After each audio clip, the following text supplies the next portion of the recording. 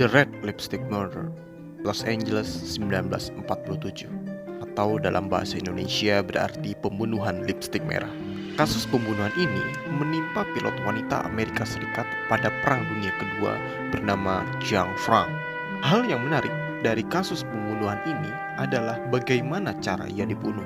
Lalu hingga saat ini belum ditemukannya siapa pelaku pembunuhan dan bagaimana motif aslinya. Sehingga saat video ini dibuat hanyalah berdasarkan investigasi polisi yang telah didapat. So, mari kita mulai. Ini dia, pembunuhan lipstick merah Los Angeles 1947.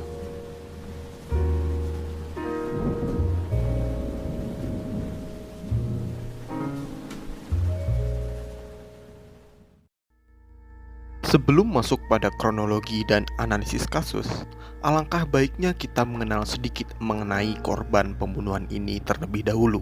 Terlahir dengan nama Jean Anit Frank pada 6 Oktober 1902 di Texas, ia tumbuh sebagai warga Amerika Serikat biasa.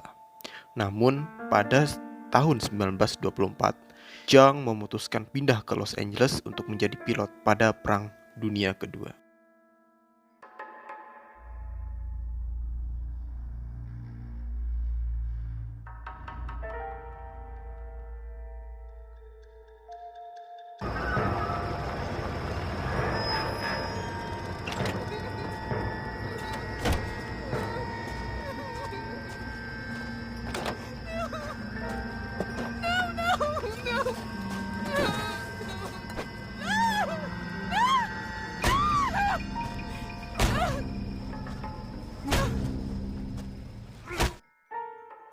Pagi itu, sekitar jam 10 pagi yang sejuk dan berembun, pada hari Senin 10 Februari 1947, di tempat bernama The Moors, persis ketika pekerja konstruksi bernama Shelby sedang menuju ke tempat kerja.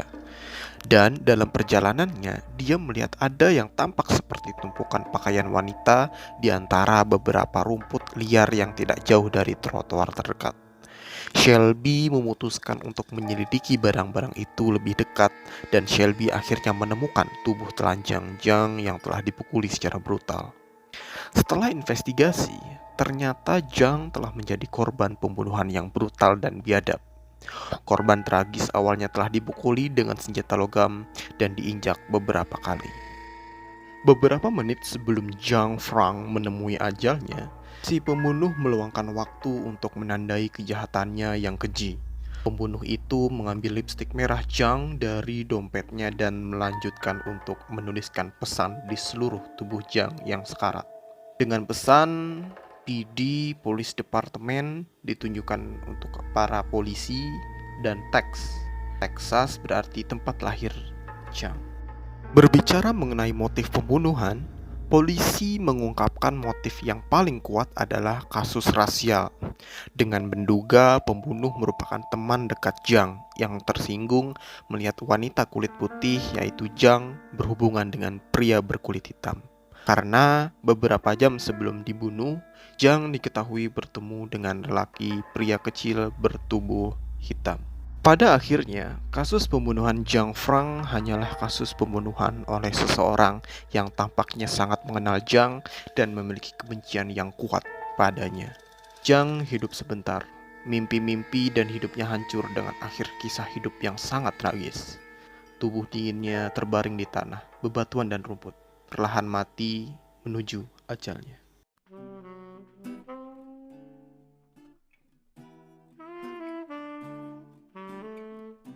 Dari kasus ini, jika kita analisis, banyak sekali kasus pelanggaran HAM yang dapat kita diidentifikasi.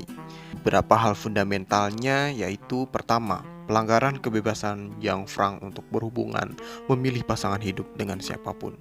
Dua, dengan penyiksaan yang dialaminya berupa dipukul, diinjak, dan beberapa kali dipukul dengan senjata logam yang tumpul, melanggar hak Jean Frank untuk bebas dari pelecehan, penganiayaan, intimidasi, serta mendapat keselamatan publik.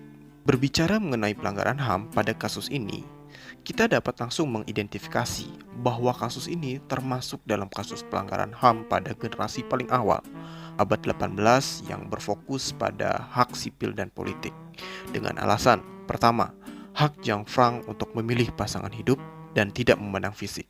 2. Hak Zhang Frank bebas dari penganiayaan, intimidasi, penganiayaan, dan menjamin keselamatan publiknya.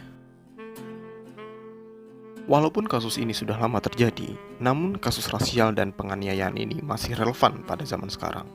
Apalah gunanya pengungkapan suatu kasus tanpa pemberian solusi? Maka fokus solusi kita, para calon Peksos, dapat dipecah dengan dua hal. Preventif, sebelum terjadinya. Para Peksos dapat mencegah rasisme pada anak sedini mungkin dan memberikan pengetahuan secara luas tentang HAM kepada masyarakat. Upaya represif. Upaya represif dilakukan setelah terjadinya suatu kasus. Pertama, kita dapat memberikan hukuman bagi siapa saja yang melanggar HAM, ringan maupun berat. 2. Memberikan rehab bagi lingkungan maupun individu pada korban atau lingkungan pelanggaran HAM. Dengan tujuan tidak tumbuh kembalinya kasus pelanggaran HAM di masyarakat. So, itulah kasus The Red Lipstick Murder yang penuh akan pelanggaran HAM berupa rasisme dan pembunuhan. Mari kita pelajari dan terapkan HAM, karena setiap individu adalah anugerah Tuhan. Thank you, Rajan out.